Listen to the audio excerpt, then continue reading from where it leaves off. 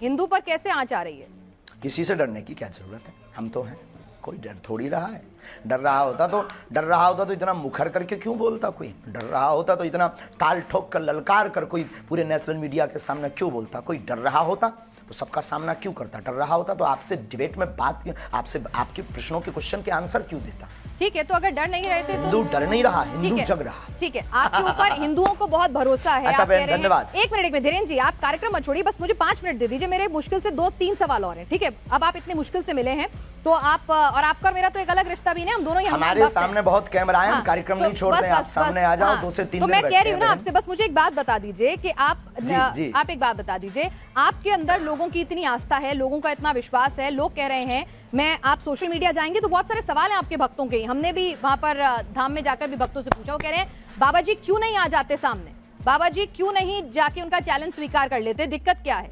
हमें बाबा जी पे पूरा भरोसा है, बालाजी महाराज पे पूरा भरोसा है, सांच को आंच कैसे? हमने चैलेंज एक्सेप्ट किया है। पहली बात तो उन्होंने कोई चैलेंज लीगली नहीं भेजा। अच्छा। ना कोई हमारे पास चिट्ठी भेजी, ना उन्होंने कोई अपना व्यक्ति भेजा। अब ये झूठी मूठ की बात है, कोई अपने घर के अंदर चूड़ी बजा करके नाचता रहे, नंगा नाचता रहे, हमें क्या लेना देना है?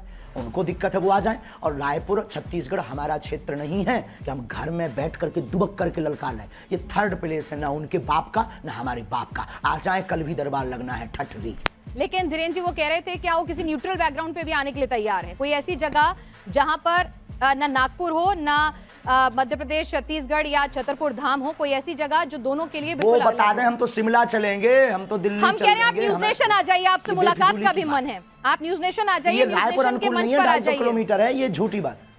आप न्यूज नेशन आ जाइए, श्याम मानव जी को भी बुला लेते हैं और हाथ कंगन को आरसी क्या आ जाए, हमारे मेहमान बनकर आइए। कुआं थोड़ी चल करके पैसे के पास जाएगा। अच्छा नहीं प्यासा कुआं। हाँ तो आप कह दीजिए कि आप जैसे यहाँ न्यूज नेशन उन्होंने कैमरा भेज दिया, सुरक्षा की गारंटी आपकी और उनकी है।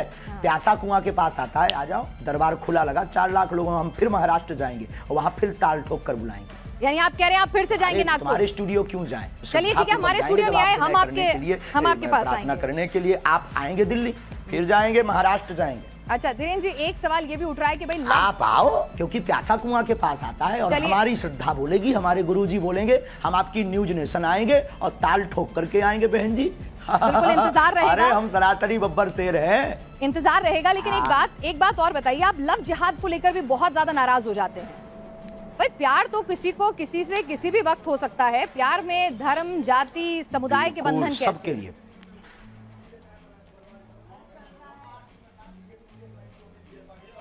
हाँ, लेकिन प्यार करना गलत नहीं है, लेकिन प्रायोजित ढंग से प्यार के चक्कर में फंसाकर हमारी बहन बेटियों के 36 टुकड़े करना क्या सही है? आप पक्षधर हो इसके? यानी आप हिंदू मुस्लिम की शादी के खिलाफ नहीं है, बस वो बताकर शादी करें, बताकर प्यार करें कि मैं मुसलमान हूं या मैं हिंदू हूं। आप हिंदू मुस्लिम की शादी के खिलाफ नहीं है? हाँ, हमें कोई दिक्कत नहीं है, हिंदुओं से भी मुसलमान की बहनें भी कर सकती हैं। आपने कहा था कि आपने जिस तरह से सवाल के जवाब में, आपका जवाब मैं सुन रही थी, आपका इंटरव्यू था कि अगर कोई हम पे बंदूक उठाए तो उस पे बंदूक तान दो। मतलब आप गांधी जी को नहीं मानते कि कोई एक गाल पे तमाचा मारे तो दूसरा गाल आगे कर दो? महात्मा गांधी के हम पूर्ण समर्थन में हैं, उनकी अहिंसा वाली बातें हमारे रंग रंग में भरी हुई हैं, लेकिन आत्मरक्षा करना भी तो उन्होंने ही सिखाया। अब जब मर जाएंगे तो फिर कौन आत्मरक्षा करना सिखाएगा? जब हम ही नहीं रहेंगे, शरीर नहीं रहेगा, तो कहाँ का कानून, कहाँ का संविधान, कहाँ की विचारधारा सब शून्य हो जाएगी। तो आत्मरक्षा करना ही तो एक कानून है।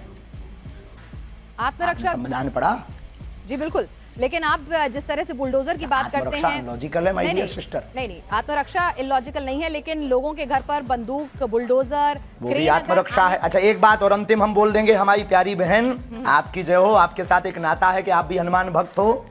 अंतिम बोल देते हैं कि आज हमको जिन को दिखाना था पूरे भारत को, हमने दिखा दिया कि भ्रम फैलाना बंद कीजिए। और हम फिर कहते हैं कल का दरबार लगना है, उनको खबर भेज दीजिएगा, नहीं तो आज के बाद इस प्रकार से कोई भी ये बता दीजिए उस आदमी के बारे में, उसको हम भगोड़ा घोषित कर देंगे। ठीक है, आप ये बताइए आप शादी कब कर रहे हैं?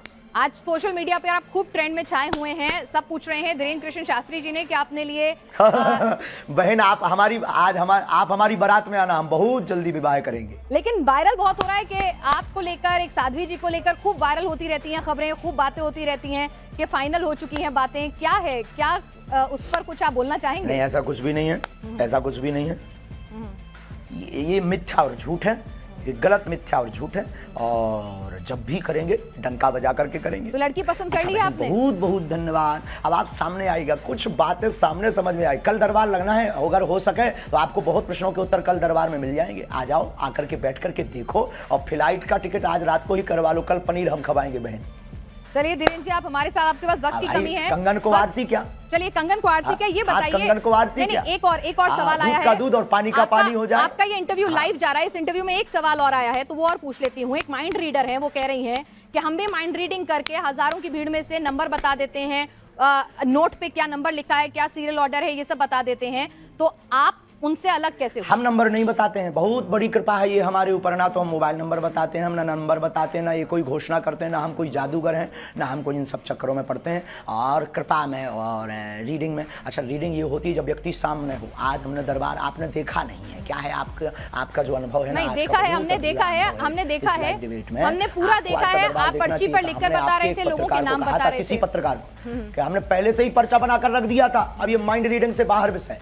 अच्छा, तो आप ये कह रहे हैं अगर मैं अपने साथ, ठीक है धीरेन्द्र जी, मैं एक आपसे पूछ रही हूँ कि अगर मैं अपने साथ 2 लोगों का लेकर आती हूँ जिनको पहले से नहीं बताती हूँ कौन वो लोग हैं, उनके बारे में आप अपने दरबार में सब कुछ बता देंगे? आपके पास वो दिव्य शक्ति है? देखो, जो हमें आज्ञा लगेगी, जो उनका प्रश्न मनोभाव का होगा वो हम लिख देंगे। जो हमें गुरु कृपा होगी, आपके कहने पर या आपके प्रमाण पत्र के लिए हम दरबार नहीं लगाएंगे। दरबार में लेकर आइए, राम नाम का उनसे जाप करवाइए, फिर अर्जी लगेगी। यानी मतलब आपका मन होगा तो बताएंगे, नहीं होगा तो नहीं बताएंगे, ये है ना मामला? 8 बज गए हैं, श्योर शॉर्ट कुछ नहीं है। फोन पे है क्या? हमारा कोई मन नहीं होता है, शक्तियों का मन होता है। तो शक्तियों का मन, अगर हम लोग दिल्ली से आएंगे स्पेशली आपके पास, अगर दिल्ली से स्पेशली आपके पास आएंगे तो ऐसा भी हो सकता है कि गुरु प्रेरणा नहीं हो, आप ना बता सके वहां पर कुछ, आपको कुछ समझना है। 1 मिनट, वहां फोन लगा दो उनको। ऐसा भी हो सकता है अगर हम आपके पास आए और आपको उस वक्त गुरु प्रेरणा ना मिले, तो ऐसा भी हो सकता है कि आप कुछ ना बता पाए, आपको कुछ नहीं समझ में आए, कोई जवाब ना हो आपके पास, ऐसा भी हो सकता है। दरबार से हम खाली हाथ लौट जाएं? देखो, बिल्कुल बिल्कुल बिल्कुल बिल्कुल। दरबार में आकर के आप बैठिए, सीताराम जप करिए। दरबार खाली हाथ कौन लौटता है? सीताराम नाम का जप दरबार में बैठने भर से सामूहिक अर्जी मात्र से ही कल्याण हो जाता है। पंडित धीरेन्द्र कृष्ण शास्त्री जी हमारे साथ हैं। महाराज जी, आपका स्वागत है न्यूज नेशन पर। ये बताइए कि आपने तो आज खुला दरबार भी लगा दिया, लेकिन आपके चैलेंज देने वाले, बहुत धन्यवाद बहन जी, आपको चैलेंज देने वाले अभी भी संतुष्ट नहीं है। वो कह रहे हैं ये दरबार जो है वो छतरपुर धाम में ही क्यों लगा रहे हैं, ये चमत्कार सिर्फ धाम तक ही क्यों कभी कर नहीं सकते। ये रावण के खानदान के हैं। आज 4 लाख लोगों के बीच, और 4 लाख लोगों के बीच, और पूरे देश की मीडिया, नेशनल मीडिया आज वहां सामने थी। तुम आपने लाइव चलाया कि नहीं? तो लाइव चलाया होगा तो उसमें आज देखा होगा सनातन का झंडा गड़ गया, चुनौती देने वाले के मुंह पर तमाचा लग गया है। और आप, हमें सफाई देने की आवश्यकता नहीं है। जिसको जरूरत हो लिंक पर जाकर देख ले, अथवा कल फिर दरबार रायपुर छत्तीसगढ़ में लगेगा, उसको देख ले। ठीक है, एक बात बताइए, मैं आपसे समझना चाहती हूँ कि लोगों को जरा ये समझाइए कि आपको जो ये कृपा प्राप्त है ये आखिर कैसे मिली है, ये कृपा कहाँ से आई है, किस तरह से आपको ये शक्ति मिली है, थोड़ा समझाइए ताकि लोगों को भरोसा हो सनातन की शक्ति में। बहुत अच्छा प्रश्न है। हमारे परंपरा में 3 पीढ़ियों से दरबार लग रहा।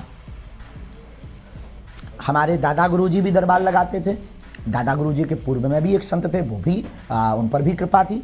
तीसरी पीढ़ी में हम हैं, और ये बचपन से ही हम बागेश्वर बालाजी के चरणों की सेवा में हैं। सनातन में मंत्रों की ताकत का प्रत्यक्ष प्रमाण बागेश्वर बालाजी का दिव्य दरबार है। भारत के इतिहास में पूरे नेशनल टीवी के सामने, चैनल के सामने आज तक किसी भी पादरी या मौलवी ने नहीं दिखाया होगा, लेकिन भारत के इतिहास में पहली बार आज रायपुर में बागेश्वर बालाजी ने झंडा गाड़ा है।